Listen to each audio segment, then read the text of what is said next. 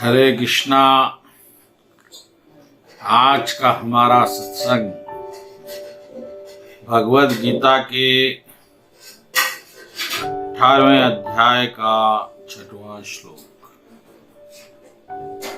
भगवान कृष्ण कह रहे हैं कि इन सारे कार्यों को किसी प्रकार की आसक्ति व फल की आशा के बिना संपन्न करना चाहिए। हे पृथापुत्र, इन्हें कर्तव्य मानकर संपन्न किया जाना चाहिए। यही मेरा अंतिम मत है।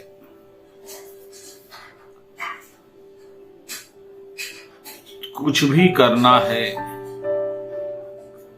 उसे भोगों की प्राप्ति हेतु ना समझते हुए कर्तव्य मानकर करना चाहिए। तो ये कर्तव्य भाव किस तरह से पैदा होगा, क्यों पैदा होगा और अब क्यों नहीं है, इन 3 बातों पर हम चर्चा करेंगे। यही है आज का हमारा सत्संग। भगवान कृष्ण हमको इस मानव जन्म मिला है। मानव जन्म सबसे उत्तम जन्म है। पशु योनियों से, पक्षियों से, हर योनियों से मानव जन्म उत्तम है। और मानव जन्म में हमें उत्तम गति प्राप्त करने का अवसर मिला है। पशु वृत्ति से ऊपर उठने का सौभाग्य मिला है। मानव जन्म मिलने के बाद भी आपका व्यवहार पशुओं के जैसा ही है, पशुओं की आवश्यकताओं के अनुसार ही है। तो फिर आप में और पशुओं में ज्यादा भेद नहीं है। इसीलिए भगवान कृष्ण यहाँ पर महत्वपूर्ण बात कर रहे हैं। भगवान कह रहे हैं कि इस जन्म में तुमको जो कुछ भी करना पड़ रहा है, अब तक जो भी कुछ भी किया और आगे जो कुछ भी करेंगे, ये आपने अब तक स्वार्थ भाव से किया, आपका हित जान के किया, आपका लाभ जान के किया। लेकिन अब आपको इस वृत्ति को बदलना होगा, इस भाव को बदलना होगा। भगवान कृष्ण का कथन है कि अब जो भी कार्य करो उसे कर्तव्य मानकर करो। अब ये कर्तव्य भाव कहाँ से आ गया? और कर्तव्य किसी के प्रति होना चाहिए, तो फिर वो किसके प्रति हो और क्यों हो? इन सब बातों का समाधान जाने बिना आप में कर्तव्य भाव उदय नहीं हो सकता। तो अब कर्तव्य भाव की उत्पत्ति इसलिए होनी चाहिए क्योंकि हमारा जीवन जो प्राप्त है वह एक कृतज्ञता है। वह हमको दिया गया है हमारे बिना किसी योगदान के, हमारे बिना किसी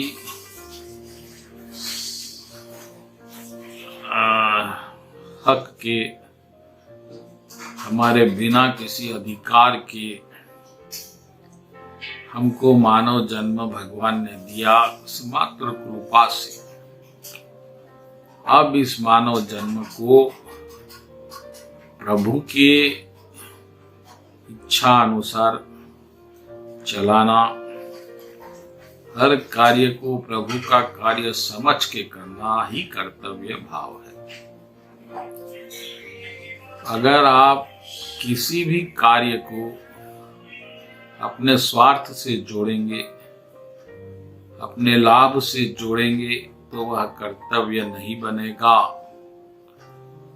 लेकिन इसी कर्तव्य भाव को आप कृष्ण से जोड़ेंगे और भगवान कृष्ण ने इस कर्म के लिए मुझे अनुबंधित किया, तो निश्चित ही यह भाव कर्तव्य भाव में परिवर्तित हो जाएगा और फिर यह कर्म दिव्य हो जाएगा। यह कर्म प्रभु से जुड़ जाएगा और फिर इसका भौतिक प्रभाव नहीं। दूसरे अध्याय में भगवान कृष्ण ने कहा कि जो कर्म मुझे अर्पित किए जाते हैं वह उसका कोई पाप का परिणाम नहीं होता। जिस तरह कमल का पत्ता कीचड़ में रहते हुए भी जल की एक बूंद उस पे प्रवेश नहीं कर सकती, उसी तरह प्रभु को अर्पित किया हुआ कर्म का प्रभाव चाहे सुप्रभाव हो या कुप्रभाव हो आप पर नहीं हो सकता, क्योंकि वो दिव्य हो चुका है। और जो कड़ी जुड़नी थी प्रभु से जुड़ गई, और क्योंकि किसी काम करने वाले नौकर की गलती की जिम्मेदारी मालिक पे हो जाती है, उसी तरह प्रभु भाव में किए हुए कर्म की जिम्मेदारी प्रभु पे हो जाती है और प्रभु उसके उत्तरदायी हो जाते हैं। इसीलिए उस कर्म का प्रभाव हम पे नहीं पड़ता। फिर आप प्रश्न करेंगे तो फिर कर्म का फल प्रभु का हो गया तो हमको क्या मिलेगा? कर्म तो हमने कर्तव्य मानकर प्रभु के लिए कर दिया, अब कर्म का फल प्रभु ले लेंगे, फिर हमको क्या मिलेगा इस चक्र में, इस पद्धति में? तो उसका उत्तर ये है कि कर्म फल के अधिकारी तो प्रभु बनेंगे, क्योंकि प्रभु है ही। कर्म फल के अधिकारी हम नहीं है, लेकिन भक्त लोग, हम भक्त बनने के कारण हम प्रभु के प्रसाद के अधिकारी बन गए। और जो हम करें या ना करें, प्रभु हमको अवश्य कुछ देंगे, क्योंकि प्रभु करुणामय है। तो हमको कर्म फल की जगह प्रभु का प्रसाद मिलेगा और यह प्रसाद अपार तृप्ति देने वाला होगा, क्योंकि कर्म के फल तो शुभ अशुभ होंगे, लेकिन प्रसाद शुभ अशुभ नहीं होता। प्रसाद पवित्र होता है और तृप्ति देने वाला भी होता है। तो वही कर्म वही है। देखिए, आप इस बात पे ध्यान दीजिएगा कि आपको कर्म बदलना नहीं है, कर्म करते हुए जो भाव बन रहा है उसको बदलना है। आज तक आपने इतने कर्म किए मात्र जोड़ने के उद्देश्य से, लाभ के उद्देश्य से, स्वार्थ के उद्देश्य से किए। इतना करने के बाद भी ना तो आपको कभी संतोष मिला, ना आनंद मिला। लेकिन यही कर्म आप जब प्रभु भाव में करेंगे, प्रभु के लिए करेंगे, प्रभु को अर्पित समझ के करेंगे और कर्तव्य समझ के करेंगे, तो निश्चित ही वही कर्म आपको प्रसाद प्रदान करेगा। और क्या प्रसाद मिलेगा? प्रभु कह रहे हैं तत्प्रसाद परम शांति, यानी कि परम शांति मिलेगी। बस यही एक फर्क होता है भक्त और अभक्त में। भक्त जहां होगा, जिस हाल में होगा, बड़ा ही तृप्त, शांत और प्रसन्न होगा। और अभक्त जो भक्त नहीं है, किसी हाल में हो, बड़ा धनवान हो, बड़ा पदवी वाला हो या बहुत निर्धन हो, हर जगह दुखी होगा, चिंतित होगा। बस यही एक भेद है भक्त अभक्त। क्यों ऐसा है? इसलिए कि भक्त प्रभु से जुड़ गया और अभक्त स्वार्थ से जुड़ गया। और स्वार्थ कभी सिद्ध नहीं होता, स्वार्थ कभी शांति नहीं देता। स्वार्थ भेद बढ़ाता है, लोभ बढ़ाता है और कटु बुद्धि कपट भी बढ़ाता है।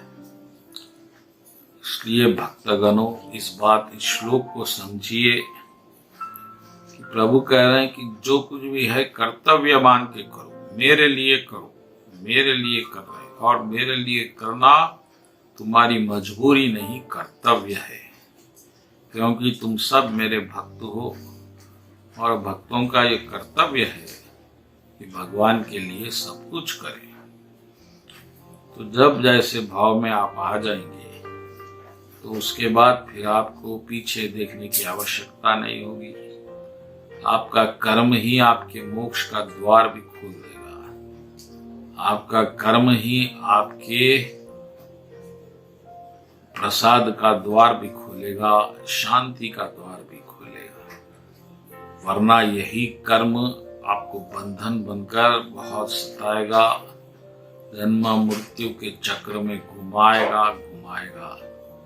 और ना आपको फिर माया मिलेगी, ना आराम मिलेगा। इसलिए सब कुछ कर्तव्य है और आप कर्तव्य पात्र है, ऐसा भाव रखिए। कर्म कुछ भी करिए, कर्म भेद बताया नहीं गया गीता में, कर्म के भाव को बताया गया। बस उस कर्म के भाव को कृष्णमय बनाइए। बोलो कृष्ण कन्हैया लाल जी की जय।